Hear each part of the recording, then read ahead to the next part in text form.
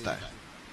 اے ایمان والو، انہیں اپنا دوست نہ بناؤ، اس لیے کہ یہودی اور عیسائی آپس میں ایک دوسرے کے دوست ہیں، اتنا بھی کافی تھا۔ لیکن اللہ تبارک و تعالی نے معیار ہی بدل دیا اور اتنا بڑا حکم ارشاد فرمایا۔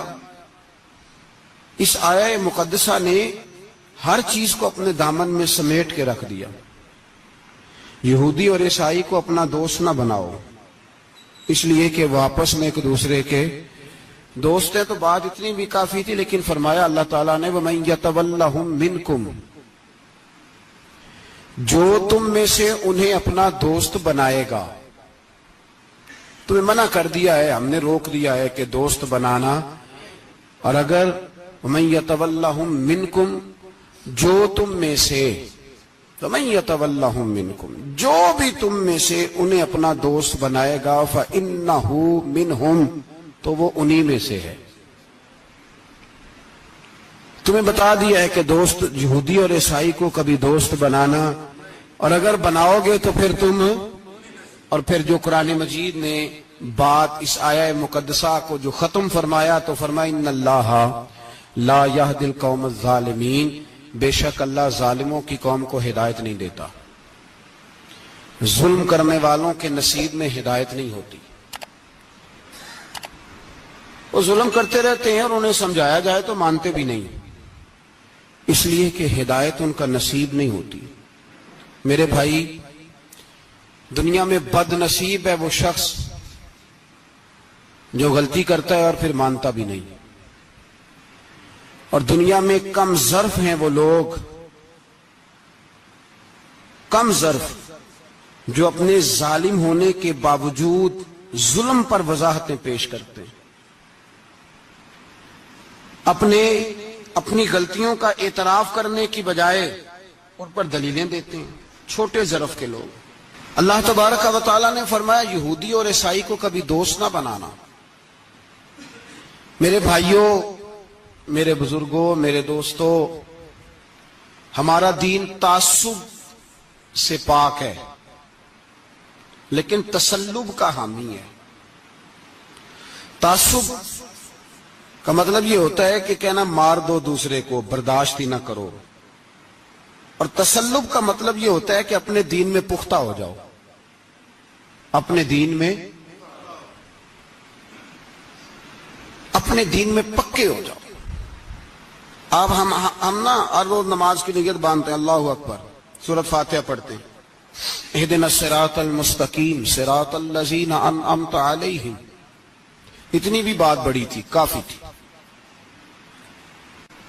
اے اللہ ہمیں صراط مستقیم پہ چلا اور ان لوگوں کے رستوں پہ چلانا جن پر تو نے انعام کیا، بڑی بات تھی، مثبت بات ہو گئی، منفی بات کی ضرورت نہ تھی۔ لیکن اللہ تبارک و تعالیٰ نے فرمایا کہ جہاں تم مجھ سے یہ دعا مانگو نا کہ صراط الذین انعمت علیہم، یا اللہ ان لوگوں کے رستوں پہ چلا جن پر تو نے انعام کیا، انبیاء، صلحاء، اتقیاء، صوفیاء، اولیاء، جہاں یہ دعا مانگنی ہے نا، ساتھ ایک اور بات بھی تم نے کرنی ہے۔ وہ کیا ہے؟ غیر المغضوب علیہم ولا الضالین، اے اللہ ان سے ہمیں بچا جن پر تیرا غضب ہوا، ان کے رستے پہ نہ چلانا جن پہ تیرا غضب ہوا اور جو گمراہ ہو گئے۔ اب دو باتیں سمجھ میں آئیں کہ مومن کو اپنے عقیدے سے پیار کرنا ہے اور کافر کے عقیدے سے اظہار بیزاری کرنا ہے، ان کے نظریے سے، ان کے عقیدے سے نفرت کرنی ہے۔ کافر کے عقیدے اور نظریے سے، اس کا کیا مطلب ہے؟ تسلب کا مطلب ہوتا ہے اپنے دین میں پکا ہونا۔ دو تین جملوں میں بات سمجھاتا ہوں، اگر آپ کی سمجھ میں آئی تو بڑا بہتر ہوگا۔ دو تین جملوں میں، تسلب، پکا ہونا، اس کا کیا مطلب ہے؟ اس کا مطلب یہ ہے کہ اپنی آنکھوں پر جو تم نے اینک لگانی ہے وہ دین کی اینک لگانی ہے، جو چیز بھی دیکھنی ہے وہ دین کی آنکھ سے دیکھنی ہے، جو کچھ بھی تم نے چاہنا ہے، بڑی بات کر رہا ہوں اگر آپ سمجھے تو، جو بھی تم نے دیکھنا ہے دین کی اینک سے دیکھنا ہے، جو تم نے چاہنا ہے وہ دین کے دل کے ساتھ چاہنا ہے، اور جو تم نے سوچنا ہے وہ دین کے دماغ کے ساتھ سوچنا ہے. اس کا ترجمہ اقبال نے کیا, کہنے لگے قوم مذہب سے ہے, مذہب جو نہیں. قوم کس سے ہے؟ قوم مذہب سے ہے, مذہب جو نہیں. اور فاضل بریلوی کہتے ہیں دہن میں زبان تمہارے لیے اور بدن میں ہے جان تمہارے لیے. ہم آئے یہاں تمہارے لیے تو اٹھیں بھی وہاں تمہارے لیے. اپنی ہر چیز, ہر نقطہ نظر میں پہلے دین, اس کے بعد کوئی اور. کافر کے عقیدے سے ہمارے زمانے میں نا فلسفی, منطقی, ادیب, شاعر, ملنگ, تلنگ, یہ بڑی جماعتیں. کھچڑی ہے, کھچڑی. اب وہ کھچڑی ایک نیا درس دیتی ہے. وہ کھچڑی یہ کہتی ہے کہ یہ سارے اللہ کو پکارتے ہیں, سارے اسی کے نام ہیں. یہ سارے, ہمارے ایک سابق وزیر اعظم نے بھی کہا تھا, ایک نوجوان کی عادت دی ہے گھسی پٹی جماعت نے, وہ بھی یہی کہتے ہیں ہولی پہ بھی چلے جاؤ, دیوالی پہ بھی چلے جاؤ, ہندوؤں کے مندر میں بھی چلے جاؤ. وہ کہتے ہیں سارے اسی کے نام ہیں, جو بت کو پکار رہا ہے وہ بھی اسی کو ہی پکار رہا ہے معاذ اللہ. جو رام رام کہہ رہا ہے وہ بھی بات اصل وہی ہے. وہ بیوقوف ہو, اگر بت کو پکارنے والا بھی کسی نہ کسی رنگ میں اللہ کو ہی پکار رہا تھا معاذ اللہ, تو پھر نبی پاک صلی اللہ علیہ وسلم کو کیا ضرورت تھی بتوں کا مقابلہ کرنے کی؟ تم نے تو سارا دین ہی مشکوک کر دیا ہے, ہر شے مشکوک ہو گئی. جو بتوں کو پکار رہا ہے وہ بھی اسی کو پکار رہا ہے, جو رام کہہ رہا ہے وہ بھی اسی کو کہہ رہا ہے, جو پتھر پوج رہا ہے وہ بھی. کیا تماشا لگایا ہوا ہے. اللہ تبارک و تعالیٰ تو اتنا غیور ہے, وہ کہتا ہے ان اللہ لا یغفر یشرک بہ ویغفر ما دون ذلک لمن یشاء. میں ہر چیز بخش دوں گا, میرے ساتھ کسی کو شریک نہ بنانا, میں اس کی معافی نہیں دوں گا. اللہ کے پیارے پیغمبر حضرت عزیر جناب عیسیٰ علیہ السلام کو جب لوگوں نے معاذ اللہ خدا کا بیٹا کہا تو رب تبارک و تعالیٰ نے قرآن پاک کی آیتیں نازل فرمائی. اور میں یہ جھوٹ بولتے, یہ ظلم کرتے ہیں اپنی جانوں پر. او بھائی یہ کھچڑی جو پکا رہے ہیں نا ملنگ لوگ, ادیب لوگ, سارے اسی کے نام ہیں. اس کا ایک ہی نام ہے لا الہ الا اللہ, لا الہ الا اللہ, لا الہ الا اللہ. اس کے سوا کوئی بھی معبود ہو ہی نہیں سکتا, سوال ہی نہیں. او خدا کے بندے, یہ فلسفہ. اور پھر ہم سیانے بڑے, ہمارے دلوں میں رحمت بڑی ہے, نرمی بڑی ہے کافر کے حق میں, مشرک کے حق میں, سارے جی اسی کو پکارتے ہیں. تو زیادہ مہربانی کرنے والا ہے یا نبی پاک زیادہ رحمت للعالمین ہے؟ حضور نے تو فرمایا بت کے پجاری سے جہاد ہوگا تلوار کے ساتھ, پنڈت اور جوگی کاٹے جائیں گے تلوار کے ساتھ. جو اللہ تبارک و تعالیٰ کی توحید میں کسی کو شریک کرے گا مسلمان اس کے خلاف اٹھیں گے. تو کہہ رہا سارے یہ ایک ہیں. تسلب نہیں, دین کی پختگی نہیں. ہمارے ہاں لوگ مسئلہ پوچھتے ہیں, پاکستان میں جو عیسائی رہتے ہیں نا وہ غریب ہیں, پاکستان میں جو عیسائی رہتے ہیں نا وہ, اور جو امریکہ میں رہتے ہیں. پاکستان کے اندر جو لوگ ہیں نا وہ مسئلہ پوچھتے ہیں, کہتے ہیں جی عیسائیوں کے ساتھ کھانا پینا جائز ہے. میں نے کہا امریکہ میں جب رہتے ہو تب کیوں نہیں پوچھتے؟ یہاں تم مسئلہ پوچھتے ہو, پوچھتے ہیں نا لوگ عیسائیوں کے ساتھ کھانا پینا جائز ہے کہ ناجائز, اور وہاں جب تمہیں ضرورت ہوتی ہے پاسپورٹ کی تو عیسائی بی بی سے نکاح کر لیتے ہو. اور پوچھو نا اپنے ملک کے سیاست دانوں سے, پوچھو ان سے کہ تمہارے بچے جو جا کے وہاں روٹیاں کھاتے ہیں تو کون سے ہوٹل ہیں جہاں بالکل جائز تمہارے لیے علیحدہ سے پکتا ہے؟ وہ جو تم نے وہاں رشتہ داریاں کی ہوئی ہیں, تمہارے بچے وہاں رہ رہے ہیں تو وہاں مسئلے نہیں یاد. اگر ایک غریب نالی صاف کرنے والا عیسائی آئے تو اس کے بارے میں فتویٰ ہے کہ اس کے ساتھ روٹی نہیں کھانی, اور ٹرمپ آ جائے تو پھر کوئی مولوی مسئلہ نہیں پوچھتا کہ اس کے ساتھ کھانا جائز ہے کہ ناجائز ہے. ہمارا وہ جو کفر کے معاملے میں اظہار بیزاری تھا, نفرت کافر کے عقیدے سے, ہم کبھی نہیں کہتے کہ عیسائیوں کے مندروں کو آگ لگا دو. کبھی جلوس لے کے گئے ہیں کہ مندر گرانا ہے؟ بولے ان کا گرجا کبھی گرایا ہے؟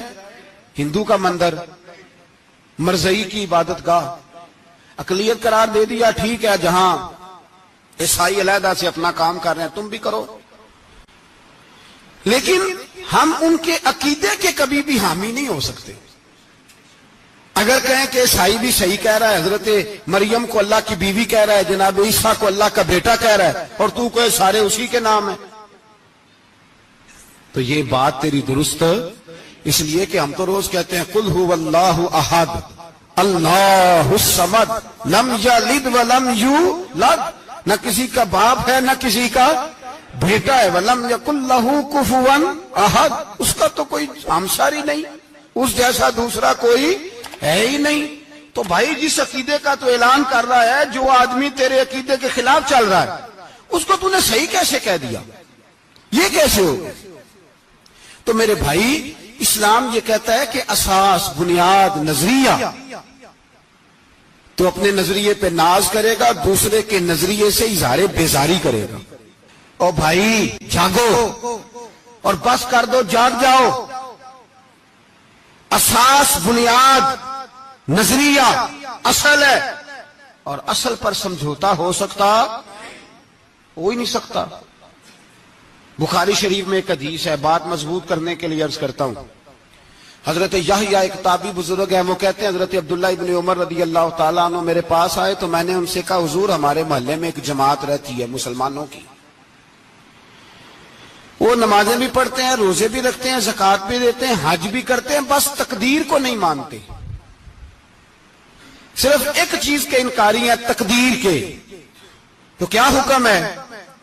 تو آپ فرمانے لگے ان سے کہہ دو کہ ہمارا تمہارا کوئی تعلق نہیں، ان سے کہہ دو ہمارا تمہارا کوئی رشتہ نہیں، ہمارا تمہارا کوئی کسی قسم کا رابطہ۔ اور فرمایا ان کو بتا دینا کہ رسول پاک کے صحابی نے فتویٰ دیا ہے جتنی مرضی نمازیں پڑھو، جتنے مرضی روزے رکھو، اور احد پہاڑ کے برابر اگر تمہارا دل کرے تو صدقے کرو، پر تمہارا کوئی عمل اللہ کی بارگاہ میں قبول نہیں جب تک تمہارا عقیدہ صحیح نہیں، جب تک تمہارا نظریہ ٹھیک نہیں، اتنی دیر تک کوئی عمل اللہ کی بارگاہ میں تمہارا قابل قبول نہیں۔ اساس پر، بنیاد پر کوئی سمجھوتا ہو سکتا، بنیادوں پر سمجھوتے نہیں ہوتے بھائی۔ اور ایک ہوتا ہے گناہگار، ایک ہوتا ہے غدار۔ گناہگار اور غدار میں بڑا فرق ہوتا ہے۔ ایک آدمی شراب پیتا ہے، کسی نے اس کو منع کیا تو اس نے کہا یار میری غلطی ہے، آئندہ نہیں پیوں گا، وہ گناہگار ہے۔ ایک نے کہا نہیں پینی چاہیے، وہ کافر ہے۔ ایک نماز نہیں پڑھتا، اس کو کہا پڑھ، بہانے لگاتا ہے، کپڑے نہیں صحیح، رمضان سے شروع کروں گا، کوشش ہے بس، وہ گناہگار ہے۔ ایک کہتا ہے نماز پڑھنی نہیں چاہیے، وہ کافر ہے۔ ایک کے جیب میں پیسے تھے، حج کرنے نہیں گیا، بہت بڑا گناہ کیا۔ ایک کہتا ہے حج کرنا ہی نہیں چاہیے، وہ کافر ہو گیا۔ او بھائی گناہگار اور ہوتا ہے، غدار، دونوں میں فرق ہے۔ اب تو غداریاں ہو رہی ہیں سرے عام، حملے ہو رہے ہیں، حکومتوں پر پریشر ہے۔ یورپ ایک منٹ سے پہلے مرزئی کو ویزا دیتا ہے، قادیانی کو ویزا دیتا ہے۔ یہ سپر کافر ہے قادیانی اور مرزئی، اور بڑی ذمہ داری سے کہہ رہا ہوں، یہ کل بھی کافر تھے، آج بھی، کل بھی کافر تھے اور آج بھی، اور قیامت تک۔ اور اگلی بات سن لو، من شکا فی کفر ہی فقد کفر، جو ان کے کفر میں شک کرے وہ بھی کافر ہے۔ سن لو، یہ فتویٰ دے دینا بے شک جس کو مرضی۔ من شکا فی کفر ہی فقد کفر، جس بندے نے مرزئی کے، قادیانی کے کافر ہونے میں شک کیا، وہ بندہ بھی پکا کافر ہے، پیٹا کافر ہے، جس نے ان کے کافر ہونے میں۔ جڑے آکر سانو پتہ ہی نہیں لگا اسی کی کر بیٹھے، ان کے لیے کوئی قانون نہیں۔ وہ جس نے کہا ہے نا مرزئی اس کا قانون بدلنا ہے، اس کو ایک پرچی تیری میری بھی شامل ہے۔ ایسے نہ کہنا کہ وہ بڑے بے ایمان نکلے، کافر نکلے، تو نے بھی ٹھپا لگایا ہے، تو ساتھ ہے، تو شامل ہے۔ جب قومی اسمبلی میں یہ قرارداد پیش ہو رہی تھی تو ان کو ووٹ دینے والے ان کے گناہ میں شریک تھے، مجرم تھے، ساتھ شامل تھے، ان کو معافی نہیں ملے گی، ان کو لمبی توبہ کرنی پڑے گی اللہ کی بارگاہ میں، انہیں آنسو بہانے پڑیں گے ان کو ٹھپے لگانے کی وجہ سے۔ بچ نہ جایا کرو کہ حکمران برے ہیں تو ہم بڑے نیک پرہیزگار ہیں. چھپے لگانے والے ساتھ شریک ہے جرم. کہتے پتہ ہی نہیں چلا. کیسے پتہ نہیں چلا؟ کیسے پتہ نہیں چلا؟ یہ تو جو مدہوش ہوتے ہیں انہیں پتہ چل جاتا ہے یہ نبی پاک کی عزت کی بات ہو رہی ہے. بندہ مدہوش ہو نا، مدہوش بے ہوش ہو مسلمان، رسول اللہ کی بات ہو تو اس کی بھی آنکھیں کھل جایا کرتی ہیں. اور تم جاگتے پڑھے لکھے اسمبلیوں میں بیٹھے مالدار، تم پتہ ہی نہیں چلا قانون بدل گیا، خبر ہی نہیں ہوئی. یہ دھوکہ کسی اور کو دینا. ہم تمہارے ان دھوکوں میں آنے والے کہ کسی اور کو سنانا کہانیاں. ہمیں نہیں سمجھ آتی تمہاری کہانیاں. کہتے غلطی ہو گئی، بھول گئے. اور وزیر اعلیٰ صاحب کہتے ہیں اس کو نکال دینا چاہیے. کس نے نکالنا ہے نا تماشا. کہتے اس کو نکال دینا چاہیے جس نے اس قانون میں. تو کس نے نکالنا ہے؟ حکومت تو آپ کی ہے، تو کون نکالے گا؟ شرم کرو، مر جاؤ ڈوب کے. یہ تمہارا طریقہ ہے؟ جرم کرتے اور جرم کر کے کہتے ہو نہیں نہیں نکال دینا. کون نکالے گا؟ نکالو، پتہ چلے تمہارا. امیر ملت پیر جماعت علی شاہ صاحب محدث علی پوری رحمت اللہ علیہ، پیر صاحب فرماتے ہیں جب پاکستان بن رہا تھا تو ہم نبی پاک صلی اللہ علیہ وسلم کی عظمتیں بیان کیا کرتے تھے. ہم کہتے تھے لوگوں پاکستان بنے گا تو اس میں نبی پاک کا نظام آئے گا، غریب امیر کا فرق مٹ جائے گا، اس میں کوئی برادری نہیں ہوگی، ایک برادری ہوگی جس کا نام مسلمان ہوگا. اس میں چھوٹا بڑا امیر غریب ایک ہی صف میں کھڑے ہو گئے، محمود و ایاز، نہ کوئی بندہ رہا نہ کوئی بندہ نواز. یہ پاکستان ہوگا. اور کہتے ہیں ہندو پنڈت تقریریں کرتے تھے او وہاں نبی پاک کا نظام نافذ ہوگا، معاذ اللہ ہاتھ کٹیں گے، گردنیں کٹیں گی، بڑا وہ معاذ اللہ مخالفت کرتے تھے. وہ کیا پتا تھا کہ بعد میں یہاں بھی سارے وہی تماشے ہوں گے جو وہ کہہ رہے ہیں. تو پیر صاحب کہتے ہیں کہ جگہ ہندوؤں کا جلسہ تھا، ہندوؤں کا پنڈت تقریر کر رہا تھا، وہاں سارے ہندو بیٹھے تھے. تو اس پنڈت نے نا تقریر کرتے کرتے نبی پاک کی شان میں کوئی بے ادبی کر دی معاذ اللہ. چونکہ سارے ہندو تھے، کوئی مسلمان نہیں تھا. ایک ملنگ بیٹھا تھا دور، اس نے دوری ڈنڈا پکڑا ہوا تھا اور کوئی اپنی موج کا کام کر رہا تھا. آپ کو پتا ہے ان کے پاس جو ڈنڈا ہوتا ہے بڑا رنگین ہوتا ہے، کوئی اسپیشل بنایا ہوتا ہے انہوں نے. تو بیٹھا تھا ملنگ. میں نے کہا بے ہوش بھی ہو نا، جو بے ہوش ہو مسلمان، رسول اللہ کا نام آئے تو اس کی بھی آنکھیں کھول جایا کرتی ہے. تیری بند کی باندھی رہ گئی ہے، کیسے ہو گیا؟ ہاتھ میں ڈنڈا تھا اور وہ اپنے کام لگا ہوا تھا. جب اس کے کانوں میں سپیکر کی آواز آئی نا کہ نبی پاک کے بارے میں بات کی ہے تو ڈنڈا اٹھایا، پیچھے سے اسٹیج پہ چڑھ گیا. اور ہندوؤں نے سمجھا ملنگ آدمی ہے، اس نے کیا کرنا ہے. آیا پنڈت کے پاس اور وہ کہتا ہے میں نے 3 ڈنڈے اتنی زور سے مارے کہ چوتھے کی ضرورت ہی نہ پڑی. اتنی زور سے 3 ڈنڈے سر پہ مارے کہ چوتھے کی ضرورت ہے اس کی پھر آواز ہی نکلی، مر گیا وہ. مجھے پکڑا جیل میں پھینک دیا. امیر ملت پیر جماعت علی شاہ صاحب کہتے ہیں میں امرتسر کی جیل میں ملنے گیا اور میں نے اس کے سامنے کھڑے ہو کے کہا، میں نے کہا بے لیا، نہ تو نماز پڑھے، نہ تو روزہ رکھے، نہ تو مسجد آئے، نہ تو کوئی اور کام کرے، اور اتنا بڑا تو نے کام کیا، گستاخ مار دیا. تو پیر صاحب کہتے ہیں وہ ملنگ اپنے پیروں پہ اٹھ کے کھڑا ہو گیا اور اس کی آنکھوں میں آنسو تھے اور میری طرف دیکھ کے کہنے لگا پیر جی میں نے لمیاں گلاں تے نہیں آندیاں، میں ان پڑھا چوکھا تے نے مینوں پتا گناہگار ہاں، بڑا گناہگار ہاں، بڑا گناہگار ہاں، بڑا گناہگار، بڑا گناہگار ہاں، پر قسم اللہ دی عزت دی میں گناہگار ہاں پر اپنے نبی دا غدار نہیں، گناہگار ہاں پر رسول اللہ دا غدار. کوئی بات نہیں، اگر کوتاہیاں کرتا ہوں تو یہ تو نہیں نہ ہو سکتا کہ اونچی اور سچی سرکار کی کو میرے سامنے بے ادبی کر کے چلا جائے. یہ تینوں پتہ ہی نہیں لگا، تو کہتا خبر ہی نہیں ہوئی، کب ہو گیا پتہ ہی نہیں تھا. وضاحتیں دیتا پھرتا ہے اور کچھ مولوی ملا جو دھبا ہے دین کے نام پہ وہ وضاحتیں دیتے پھرتے ہیں، کہتے ہیں مناظرے کر لو، شرم کرو. دین کے نام پر ووٹ مانگ کے اسمبلیوں میں جاتے ہو اور وہاں جا کے ان بھائی مانوں کی گودوں میں بیٹھ جاتے ہو، تمہیں حیا نہیں آتی. اور نبی پاک کی بات ہے تو پھر بھی تمہاری غیرت جوش نہیں مارتی، پھر بھی دلیلیں دیتے پھرتے ہو. میرے رسول پاک علیہ الصلوۃ والسلام کے غلاموں یاد رکھو، دین میں تسلط پیدا کرو، مضبوطی. کل لوگ مسئلے پوچھا کرتے تھے کہ صحابی کا اہل بیت کا بے ادب ہے تو اس کے جنازے پہ جائیں کہ نہ جائیں. اب نہیں لوگ پوچھتے، اب ہمارے دلوں میں فتوے زیادہ آ گئے ہیں، مرضی کرتے پھرتے ہیں. ہمارا بچہ کسی بد مذہب کی مسجد میں جاتا ہے ہم کہتے ہیں نہیں نہیں ویسے ہی جاتا ہے. تجھ سے پوچھا جائے گا، اس دن پتا چلے گا، جس دن تم مرے گا تو تیرے لیے دعا بھی نہیں کرے گا، تیری قبر پہ بھی نہیں جائے گا، تجھے پتا چلے گا اس دن کہ ویسے ہی جاتا ہے کہ ایسے جاتا ہے. کوئی پابندی نہیں، کوئی تسلط بھی نہیں، عقیدے میں ایمان میں کوئی پختگی نہیں، ہمیں خیال ہی نہیں کہ کدھر جا رہی ہیں اولادیں، سوچتے ہی نہیں ہم. خیال ہونا چاہیے، سمجھ ہونی چاہیے. میرے رسول پاک علیہ الصلوۃ والسلام کے صحابہ میں تسلط تھا، تسلط. سگی اماں بھی اگر بے ایمان ہوتی تھی تو صحابہ قریب نہیں آنے دیتے تھے. حضرت اسماء بنت ابی بکر صدیق ان کی ماں مشرکہ تھی.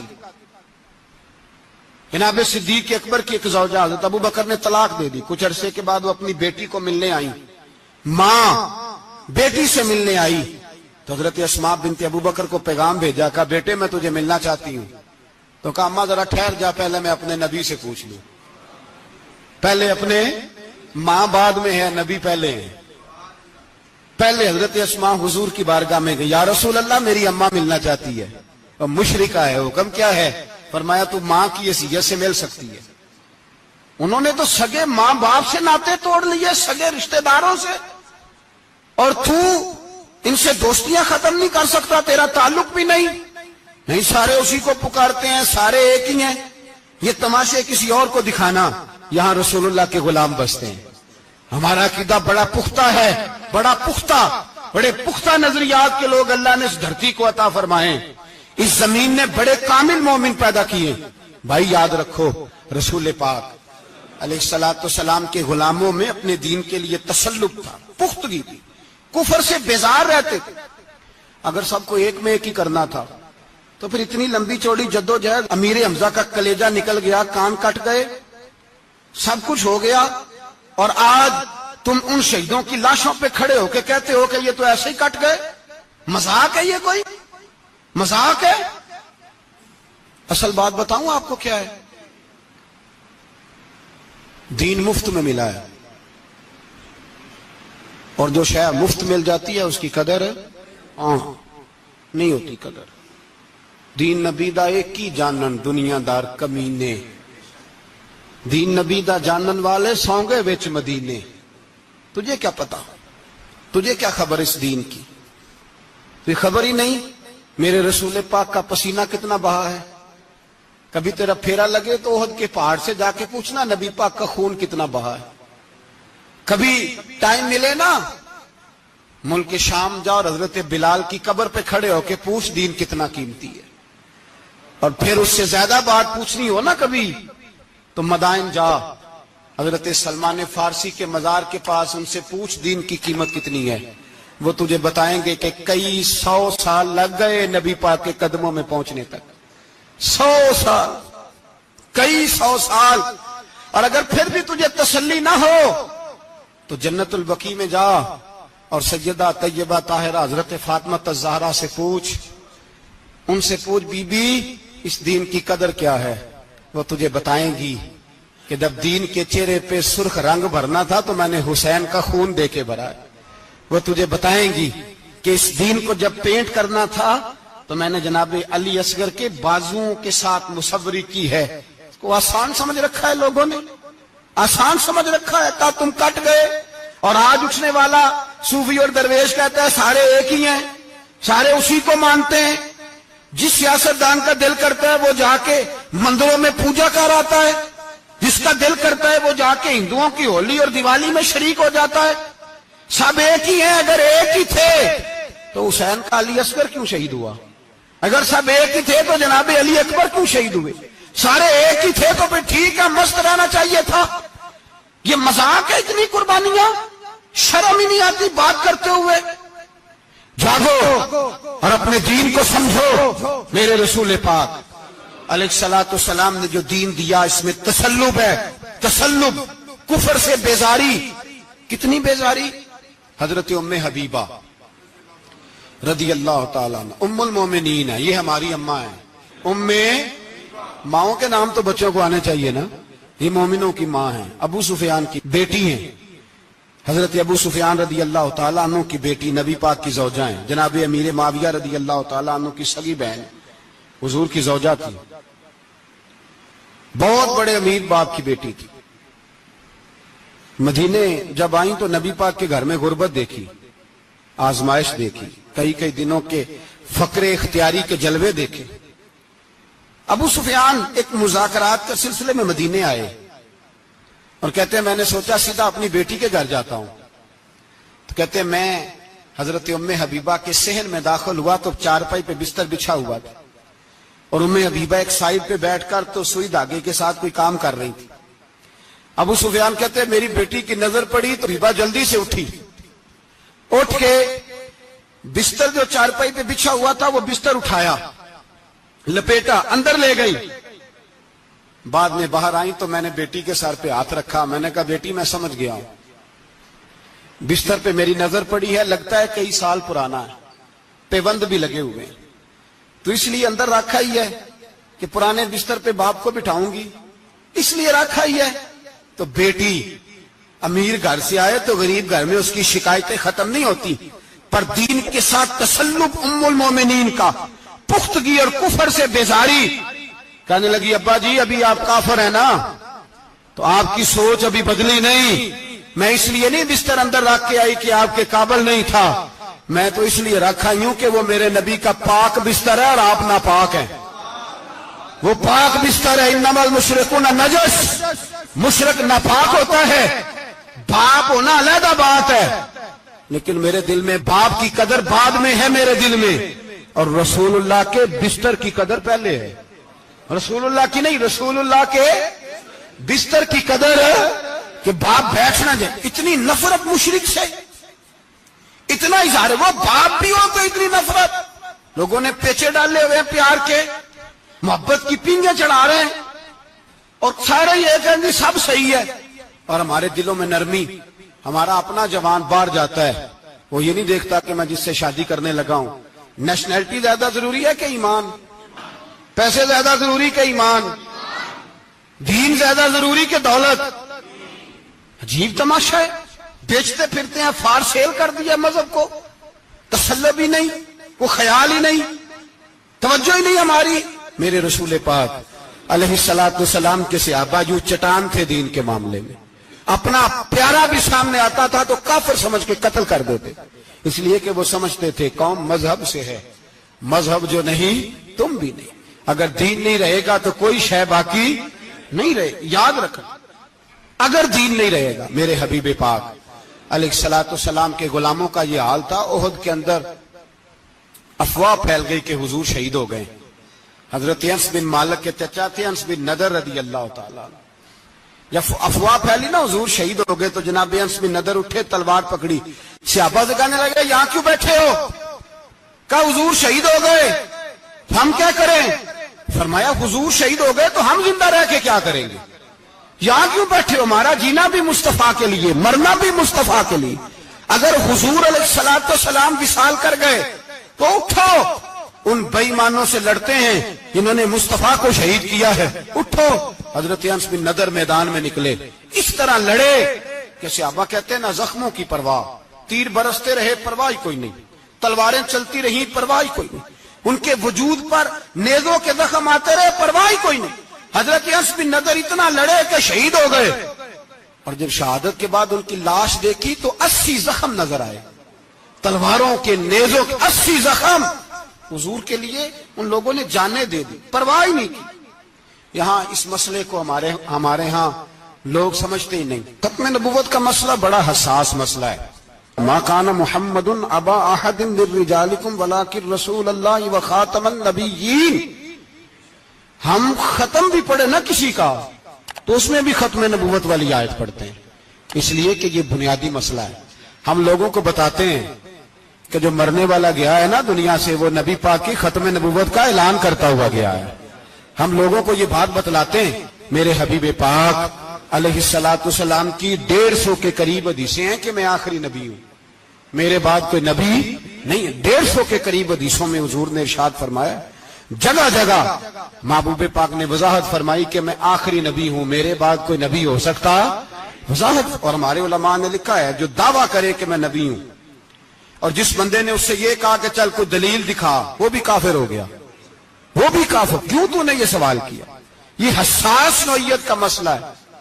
میرے رسول پاک علیہ السلام کے غلاموں نے ایک پیغام دیا ہے ہمیں، اس پیغام کو یاد رکھنا۔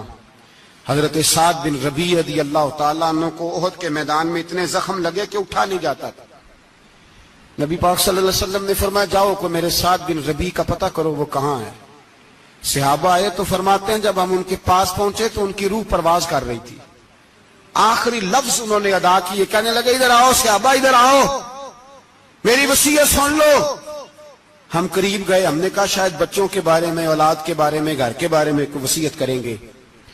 تو حضرت سعد بن ربیع نے وصیت فرمائی، کہنے لگے جا کے نبی پاک کے غلاموں کو میرا پیغام دے دینا، جا کے امت مسلمہ کو میرا پیغام دے دینا کہ مسلمانوں اگر تم میں سے ایک بھی زندہ ہوا اور نبی پاک کی ناموس پر کوئی حرف آیا تو پھر اللہ کی بارگاہ میں تمہارا کوئی عذر قبول نہیں کیا جائے گا۔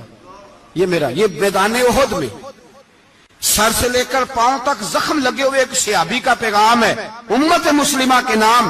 حضرت سعد بن ربیع رضی اللہ تعالیٰ عنہ فرمانے لگے میں مرتے وقت مسلمانوں کو پیغام دے کے جا رہا ہوں کہ اگر حضور کی عزت پر، ناموس پر، نبی پاک صلی اللہ علیہ وسلم کی ذات پر ذرا سا بھی حرف آیا اور مسلمان زندہ ہوئے، اور پھر اگر وہ سمجھیں کہ ہمیں اللہ کی بارگاہ سے معافی مل جائے گی، تو یاد رکھنا رب ہر بات معاف کرے گا، اس بات میں تمہیں اللہ معافی، اس میں تمہیں یہ پیغام دیا سعد بن ربیع نے، اور امت کو سمجھایا کہ ہر بات میں کمپرومائز کر لینا، رسول اللہ کی ذات کے بارے میں کمپرومائز نہ کرنا۔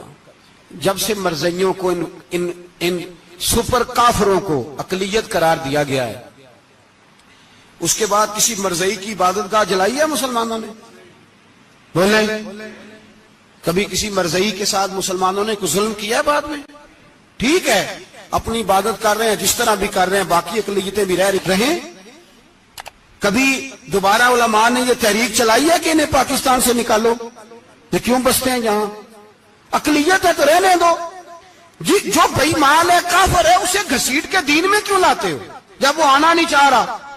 انہوں نے اس کانے بے ایمان کو نبی مانا ہوا ہے، وہ اس کو پیغمبر مانتے ہیں، کبھی ذلی نبی مانتے ہیں، کبھی بروزی نبی مانتے ہیں، پوری دنیا میں نیٹ ورک بنایا ہوا ہے، ہر جگہ ڈنڈورا پیٹتے پھرتے ہیں۔ وہ کہتے ہیں خاتم النبیین کا معنی یہ ہے کہ نبی پاک تو مورے لگانے آئے ہیں، بڑے نبی آ سکتے ہیں۔ ان کا عقیدہ یہ ہے کہ مرزا مستقل نبی نہیں تھا، وہ حضور کا سایہ بن کے آیا تھا۔ وہ معاذ اللہ جس نبی کا اللہ پاک نے ظاہری حیات میں سایہ نہیں بنایا، یہ کانا سایہ بنے گا نبی پاک کا؟ اس بے ایمان کو وہ اپنا پیشوا مانتے ہیں۔ چلو چھوڑو، جو کافر کو اپنا پیشوا مانے وہ بندہ صحیح ہوتا ہے، چلو نبی نام بھی مانے، پیشوا مانے، وہ صحیح ہوتا ہے۔ اتنے پکے بے ایمانوں اور کافروں کو تم لوگوں نے گنجائش دینے کے لیے صرف مغربی یہ جو بنانا چاہتے ہیں نا، یہ اپنے اوپر سے لیبل اتارنا چاہتے ہیں کہ نہیں جی نہیں ہم تو سب کو لے کے، وہ تو کئی دفعہ کہہ چکے ہیں جی سارے اسی کو پکارتے ہیں۔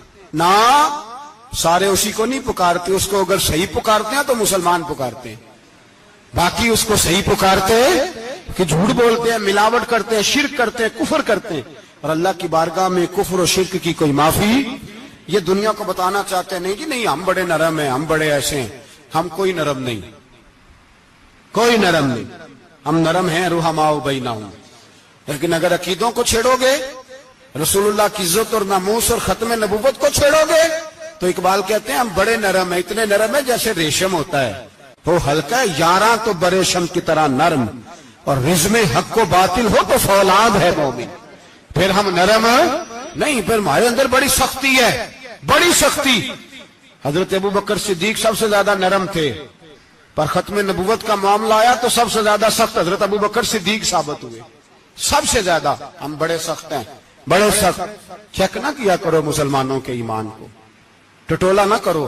میری آپ سے بھی اپیل ہے کہ ایسے ہی کو بندہ اگر آپ کے گھر آ جائے نا اور آ کے کہے میں فلاں صاحب ہوں، تو روب میں نہ آیا کرو، اس سے پہلے پوچھا کرو یوں تو سید بھی ہو، مرزا بھی ہو، افغان بھی ہو، تم سبھی کچھ ہو، بتاؤ کہ مسلمان بھی ہو۔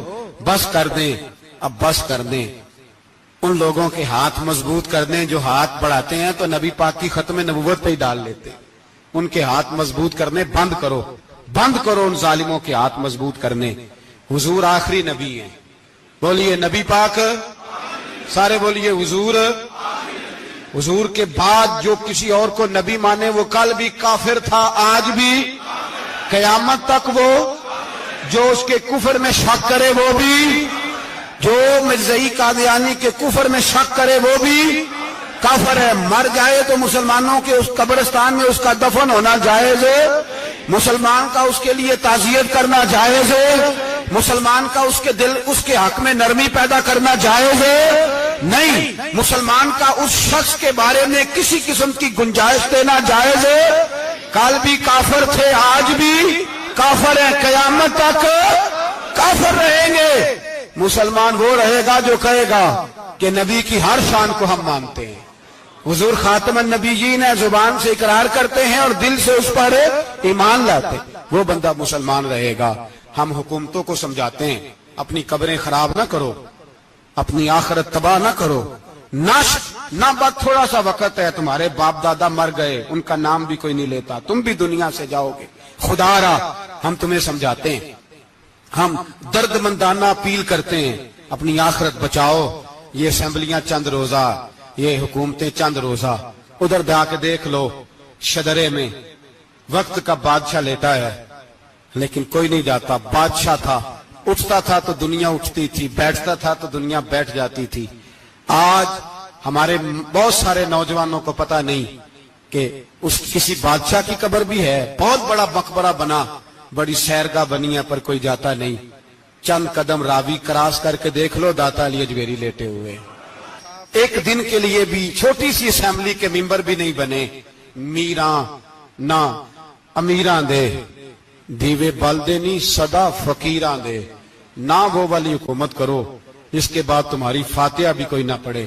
اور جا کے دیکھ لے، داتا صاحب کی قبر کے چاروں جانب پھٹیاں لگی ہوئی ہیں، سارا دن ساری رات اللہ کا قرآن پڑھا جاتا ہے، دن رات وہاں درود پڑھے جاتے ہیں، ان کو اصالہ ثواب کیا جاتا ہے۔ یہ والی زندگی جی، واپس آ جا، نہ اپنی آخرت خراب کر، بچ جا، وقت کی حکمران لوٹ آ، رسول اللہ کے قدموں میں بیٹھو، اعلان کرو، بغاوت کرو نبی پاک کے دشمنوں کے خلاف، اور حضور کے سچے غلام بن کے جیو۔ اگر سچے غلام بنو گے تو حضرت عمر بن عبدالعزیز کی طرح تمہارے تذکرے ممبروں پہ رہیں گے، اور اگر غداری کرو گے، غداری، تو یزید کی طرح تمہاری اپنی اولادیں بھی تمہارا نام نہیں لیں گی، اپنی اولادیں بھی تمہارے تذکرے چھوڑ جائیں گی۔ یاد رکھنا، اللہ کی لاٹھی بڑی بے آواز ہے، کل من علیہ فان، فنا کر دیتا ہے ہر چیز کو۔ دعا ہے اللہ